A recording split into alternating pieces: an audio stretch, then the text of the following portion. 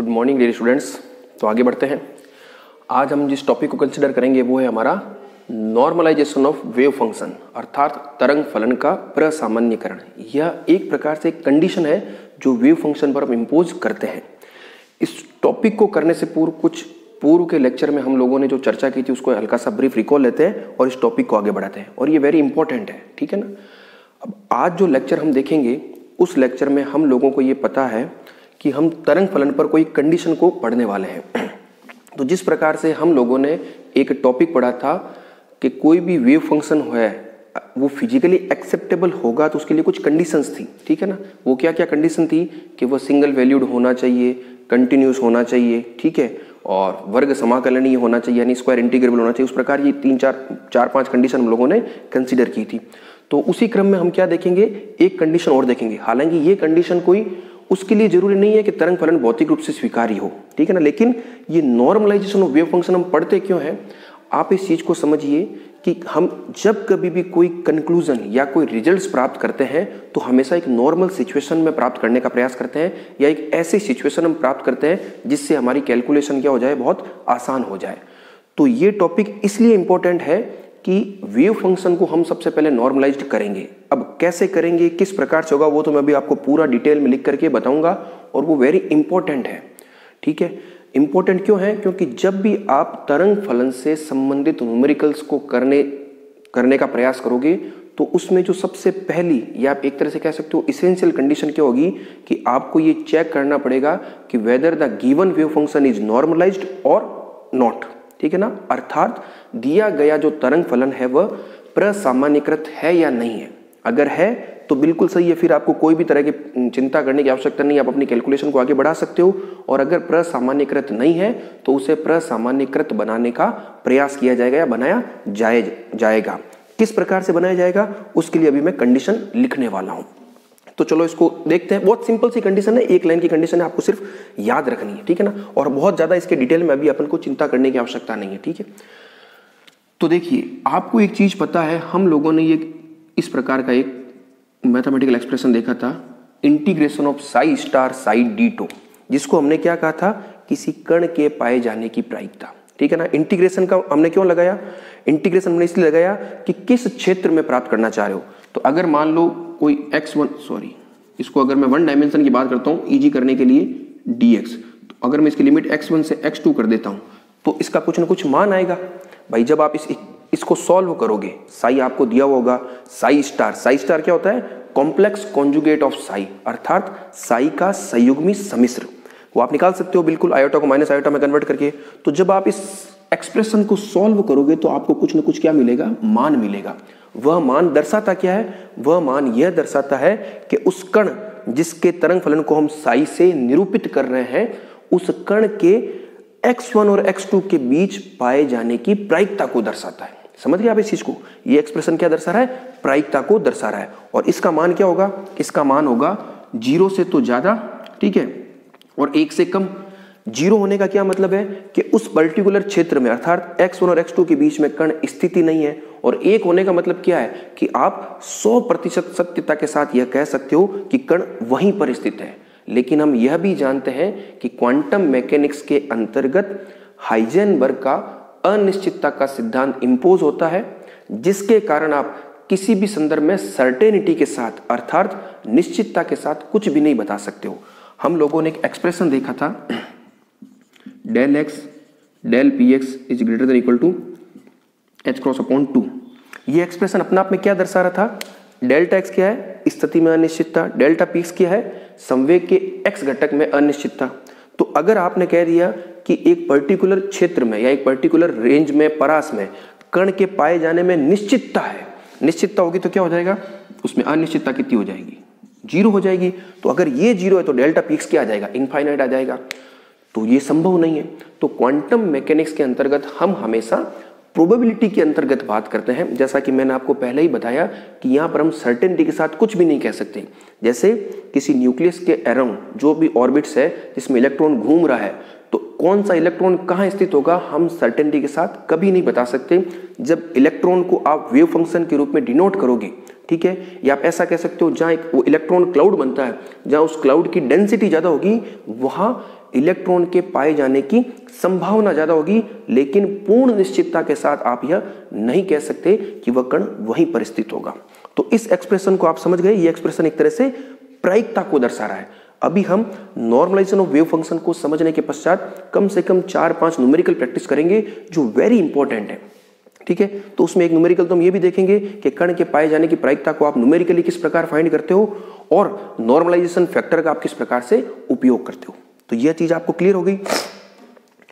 अब अगर मैं आपसे यह कहूं कि ये लिमिट मैंने चेंज कर दी, इस लिमिट को मैंने क्या कर दिया, चेंज कर दिया, और मैंने लिख दिया यहां पर ऑल स्पेस। ऑल स्पेस का मतलब क्या हो गया, जो संपूर्ण आकाश है, संपूर्ण क्षेत्र, ब्रह्मांड समझ सकते हो आप एक तरह से।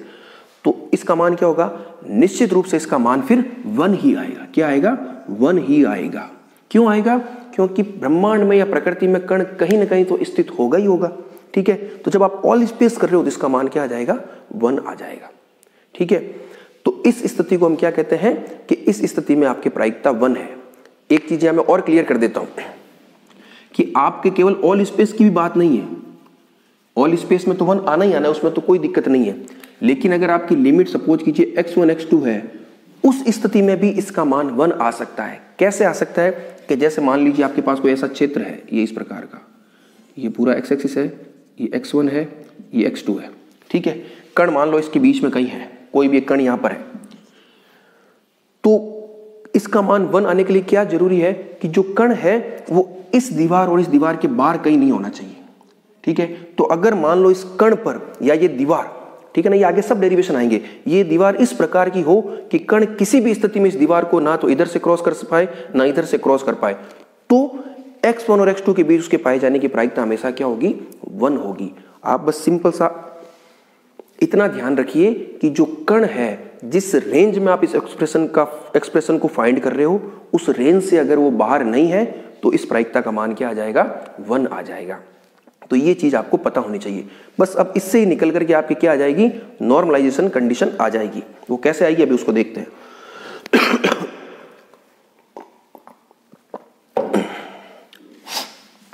तो नॉर्मलाइजेशन कंडीशन में हम लोगों को क्या देखना है, बस उस कंडीशन को ही ध्यान रखना है। वो कंडीशन क्या है, आप लिख लीजिए, कोई तरंग फलन साई प्रसामान्यीकृत होगा यदि वह निम्न प्रतिबंध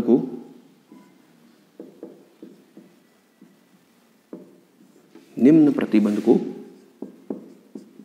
संतुष्ट करता हो। वो प्रतिबंध क्या हो जाएगा कि कोई तरंग फलन साई है तो उसके लिए psi star psi d tau मतलब हम 3 डायमेंशन की बात कर रहे हैं, और यहां पर आ जाएगा all space is equal to 1। ये जो कंडीशन है वो अपने आप में क्या है, वेव फंक्शन के लिए नॉर्मलाइजेशन की कंडीशन है। और अब मैंने आपको पहले बताया नॉर्मलाइजेशन हम क्यों करते हैं, ताकि हमें एक नॉर्मल सिचुएशन मिल जाए। तो ये बिल्कुल बेसिक सिचुएशन है, ठीक है ना, इसमें कोई प्रकार की आपको समझने में दिक्कत नहीं होगी, क्योंकि आपको पता ही है कि ये क्वांटिटी क्या दर्शा रही है, प्रायिकता को दर्शा रही है। और अगर मैं ऑल स्पेस की बात करूंगा तो इसका मान हमेशा क्या आएगा, 1 ही आएगा। अब जरूरी नहीं आप ऑल स्पेस दिया जाए, रेंज भी दे सकते हैं x1 x2, तो उस स्थिति में आप इसको 1 के बराबर करोगे। कंडीशन का मतलब क्या है, जरूरी नहीं है आपको क्वेश्चन में, जैसे मान लो साई आपको सपोज करो ऐसे दे दिया साइन एक्स, ये मैंने ऐसे ही लिख दिया है, आपको चेक भी करना पड़ेगा कि ये एक्सेप्टेबल है या नहीं। मैंने ऐसे ही लिख दिया रैंडमली एक बार, psi is equal to sine x. तो इसको चेक करने के लिए आप क्या करोगे, पहले तो ये देखोगे किस लिमिट में आपको चेक करना है। अगर कुछ भी लिमिट नहीं है तो आपकी लिमिट हो जाएगी -इनफाइनाइट से +इनफाइनाइट, कुछ नहीं दे रखी है तो आप क्या करोगे, इस वेव फंक्शन के लिए साई स्टार निकालोगे, साई स्टार साइन एक्स ही आएगा, तो +infinite -infinite sine square x dx 1 dimension में। इसको आप चेक करोगे क्या इसका मान 1 आ रहा है। अगर आ रहा है तब आपका ये वेव फंक्शन कैसा है, नॉर्मलाइज्ड है, फिर आपको कोई चिंता करने की आवश्यकता नहीं है।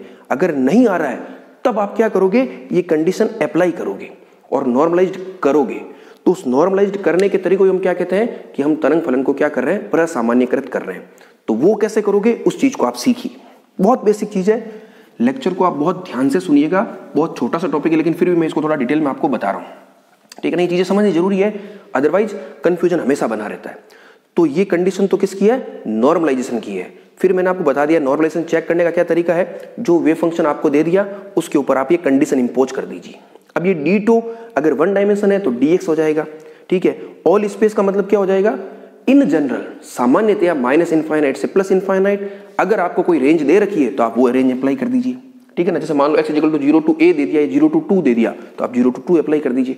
वो जैसा क्वेश्चन में गिवन है वैसा आप अप्लाई कर दीजिए, ठीक है ना। मैंने इन जनरल कंडीशन लिखी है। अब दूसरी सिचुएशन ये है कि अगर वो 1 नहीं आते तब आप क्या करोगे, तब हम क्या करेंगे, उस तरंग फलन को नॉर्मलाइज्ड करने का प्रयास करेंगे, नॉर्मलाइज करेंगे। तो कैसे करेंगे, तो उसके लिए हम क्या करते हैं कि जैसे साई है तो हम क्या करेंगे, जो भी साई का मान दिया हुआ है, ठीक, जो भी दिया हुआ है उसको हमने चेक कर लिया कि वो नॉर्मलाइज्ड नहीं है, तब हम क्या करेंगे, इस साई को किसी फैक्टर a से मल्टीप्लाई करेंगे, किसी फैक्टर या किसी कांस्टेंट a से मल्टीप्लाई करेंगे, जहां a आपका क्या कहलाता है,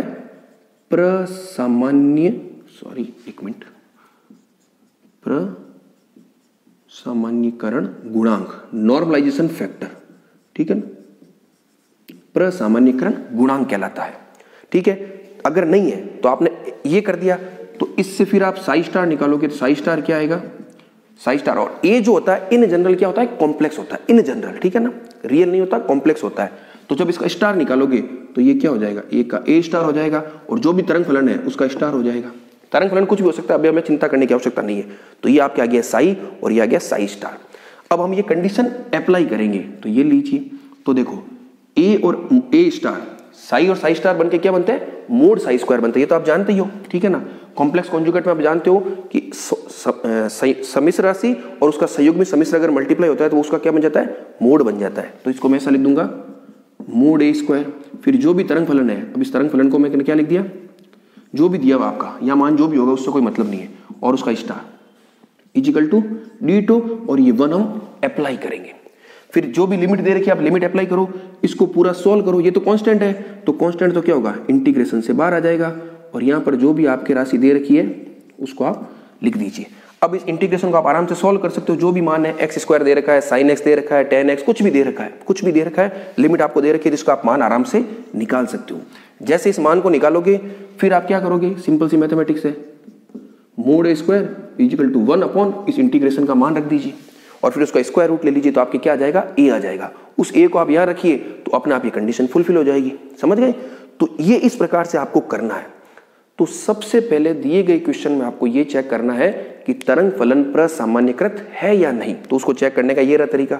मान निकालिए 1 आ गया तो कोई टेंशन नहीं, आप बिल्कुल फ्री हो कोई भी प्रकार की कैलकुलेशन आगे करने के लिए। अगर नहीं है तो हम क्या करेंगे, उस तरंग फलन को एक गुणांक से मल्टीप्लाई करेंगे, जिसको हम क्या कहेंगे, प्रसामान्यकरण गुणांक, जो इन जनरल सामान्यतया क्या होता है, सम्मिश्र राशि होती है, ठीक है।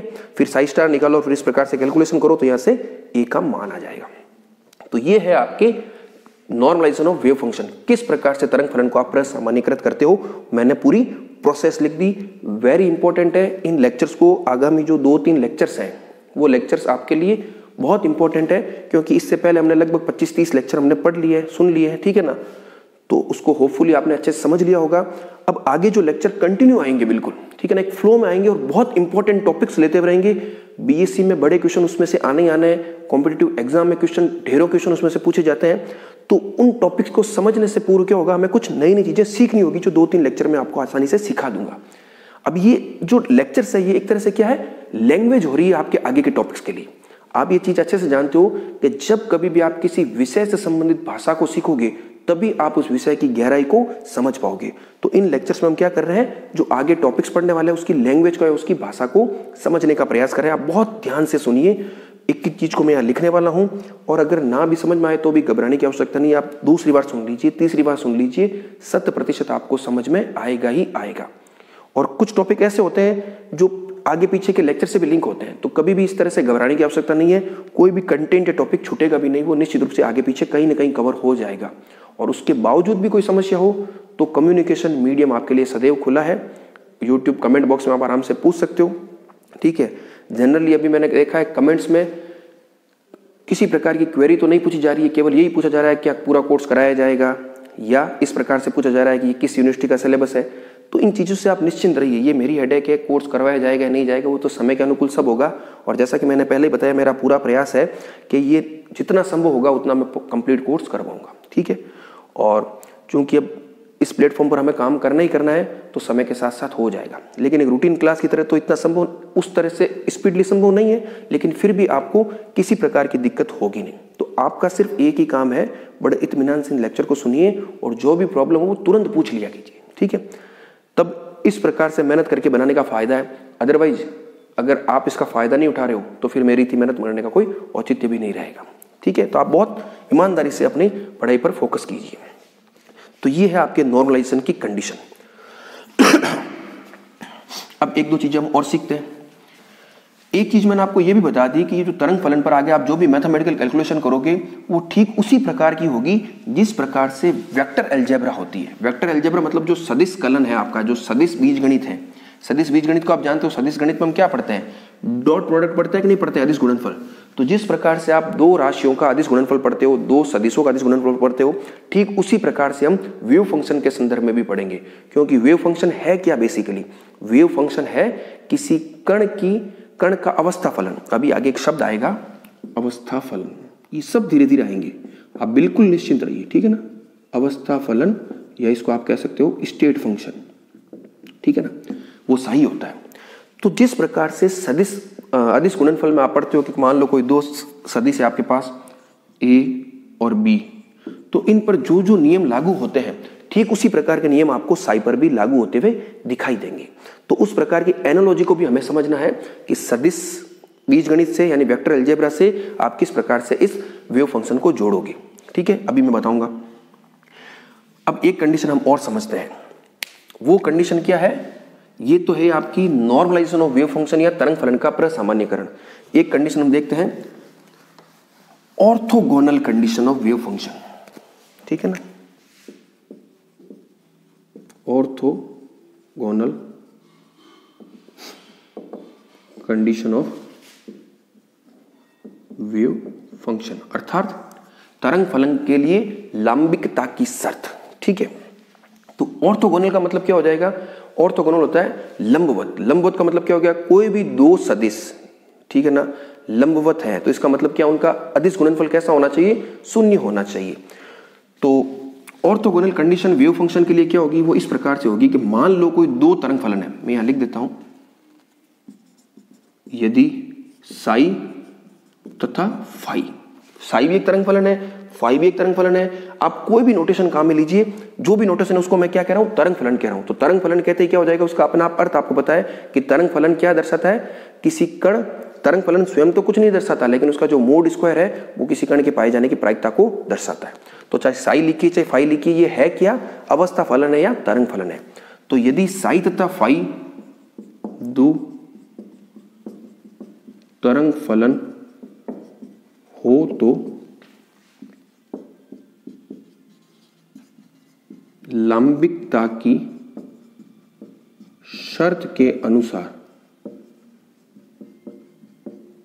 आप क्या लिख सकते हो, साई स्टार फाई डीटो, और ये आएगा आपके ऑल स्पेस। हमेशा देखो जब कभी भी कोई लिमिट नहीं दे रखी होती तो हमेशा क्या लिखना, हमें ऑल स्पेस लिखना है। ऑल स्पेस हम किस लिए लिख रहे हैं, इन जनरल लिख रहे हैं। अगर हमें लिमिट नहीं पता है, क्वेश्चन में अगर आपको लिमिट दे रखी है तो जो लिमिट देख रही है वो आप अप्लाई कर दीजिए।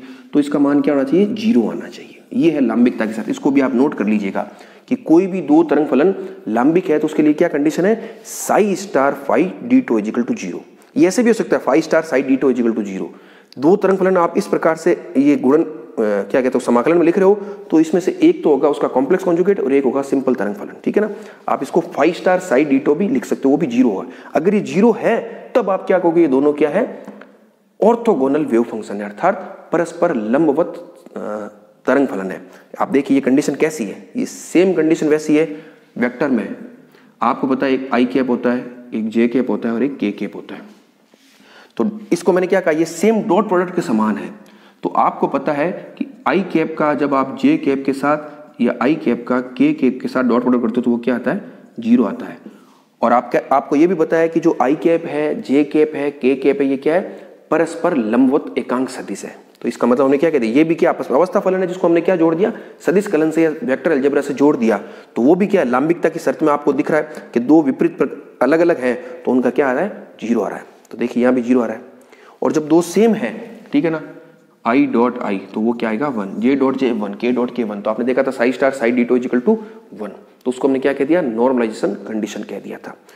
अब जो नॉर्मलाइजेशन कंडीशन है और जो ऑर्थोगोनल कंडीशन है, इन दोनों को हम मिक्स करके भी लिख सकते हैं। ये छोटी छोटी चीजें आप नोट करते चलिए, क्योंकि आपसे ऐसा क्वेश्चन क्या पूछेगा न्यूमेरिकली कि आपको दो तरंग फलन दे देंगे और पूछ लेंगे कि क्या दिया गया तरंग फलन, दो भी दे सकते हैं, एक भी दे सकते हैं। आपको डरने की आवश्यकता नहीं है, ये साई फाई दो नहीं, केवल साई दे दिया तो भी आपको साई स्टार साई डी2 इक्वल टू चेक करना है, ठीक है ना। साई स्टार साई डी2 इक्वल टू चेक करना है। अगर 0 आ गया तो ये तरंग फलन क्या हो जाएगा, और तरंग फलन दो होंगे तभी होगा। लंबवत तो क्या होगा, कोई भी तरंग फलन स्वयं के लंबवत कैसे हो सकता है, ठीक है ना। अगर दो तरंग फलन होंगे तभी उस पर क्या होगी, लांबिकता की शर्त आप अप्लाई कर सकते हो।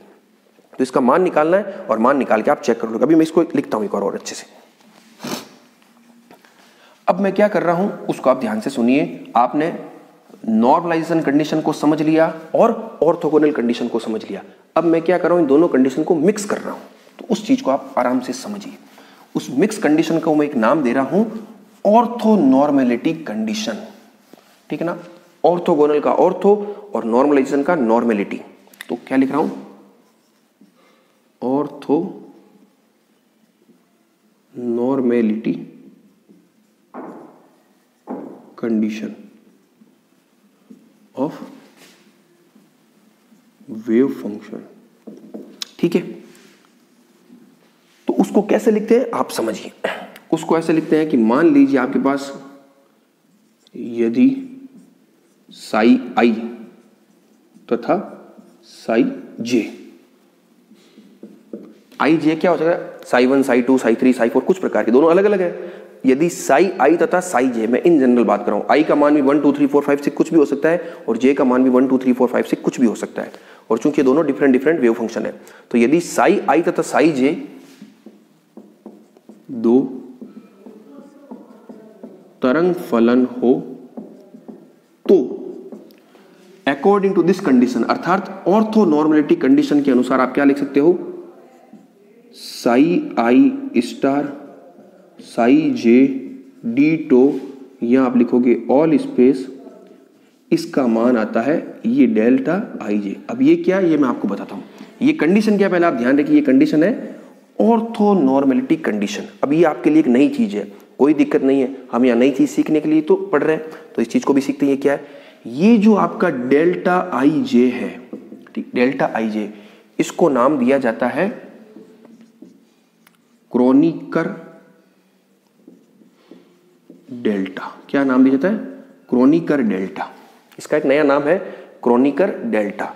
और इसका मान क्या होता है, इसका मान होता है आपके, देखिए इसका मान होगा 0 कब, या ऐसे देखिए, इसका मान इक्वल टू क्या हो, जे हो, और इसका मान होगा 0 कब, जब i is not equal to J हो। बस ये आपको पता रहना चाहिए कि क्रोनिकर डेल्टा की परिभाषा क्या है, कि डेल्टा आई जे इसका मान 1 होगा जब i is equal to J हो, और जब i not equal to J हो तो इसका मान क्या हो जाएगा, 0 हो जाएगा।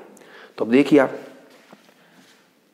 अब अगर मान लो i इज इक्वल टू जे है, सपोज कीजिए मैं i मेरे पास क्या क्या हो सकता है, i हो सकता है 1 2 3 कुछ भी, j हो सकता है 1 2 3 कुछ भी। तो i और j बराबर है, i और j बराबर होने का मतलब क्या हो गया, जैसे मैंने लिख दिया साई 1 स्टार साई 1 डी2 इज इक्वल टू, दोनों बराबर है, जिसका मान क्या होगा 1 होगा, जिसका मान 1 आएगा। और आपको पता भी है कि साई सेम साई होगा, साई स्टार साई डी2 का मान ऑल स्पेस और हमेशा क्या होता है, 1 होता है। तो ये मैंने नॉर्मल, एक तरह से ये क्या है, ये नॉर्मलाइजेशन कंडीशन ही है। डेल्टा आई जैसे हमने एक सिंगल फॉर्मूला बना दिया, ठीक है। इसके साथ साथ हमने क्रोनिकर डेल्टा की डेफिनेशन भी सीख ली। अब आई नॉट इक्वल टू जे हो तो एक कंडीशन क्या हो सकती है, ये all space Sai 1 star Sai 2 डी2, आपको पता है इसका मान 0 ही होगा। क्यों, क्योंकि साई 1 साई 2 क्या है, दो अलग अलग तरंग फलन है, और चूंकि डेल्टा आई जे के बराबर है, और डेल्टा आई जे की परिभाषा क्या, अगर आई और जे नॉट इक्वल दोनों बराबर नहीं हो तो इसका मान क्या होगा, 0 होगा। तो इस प्रकार से आप ऑर्थोनॉर्मेलिटी कंडीशन को भी लिख सकते हो। और आप चेक कर लीजिए खुद कि ये किस प्रकार से सदिश तरंग वेक्टर अलजेब्रा से मैच कर रहे हैं। आप देखिए आई और जे, ये क्या एक प्रकार का डॉट प्रोडक्ट ही है। इसको आप, ये जो क्वांटिटी है पूरी, इसको आप एक तरह से डॉट प्रोडक्ट कह सकते हो दो सदिशों का। तो अगर दोनों समान है तब उसका मान 1 होगा ही होगा। आई का आई के साथ डॉट करोगे तो 1 होगा, जे का जे के साथ करोगे तो 1 होगा, के का के साथ करोगे तो 1 होगा। और दोनों डिफरेंट है, आई का जे के साथ, आई का के साथ, जे का के साथ, तो उसका मान क्या होगा, 0 होगा। तो 0 हो ही रहा है। तो इस प्रकार से ये कंडीशन भी आपको पता रखनी है। तो इस लेक्चर में हम लोगों ने क्या सीख लिया, नॉर्मलाइजेशन ऑफ वेव फंक्शन यानी तरंग फलन पर प्रसामान्यकरण की कंडीशन को समझ लिया, ऑर्थोगोनल की कंडीशन को समझ लिया, और दोनों को साथ अगर लिखना हो तो किस प्रकार से क्रोनिकर डेल्टा का उपयोग करते हुए हम लिख सकते हैं। होपफुली आपको अच्छे से समझ में आ गया है। अब हम नेक्स्ट लेक्चर में क्या करेंगे, इन दोनों पे बेस न्यूमेरिकल प्रैक्टिस करेंगे, तो ये टॉपिक आपका एकदम क्लियर हो जाएगा, कोई समस्या आपको रहने वाली नहीं है। Thank you.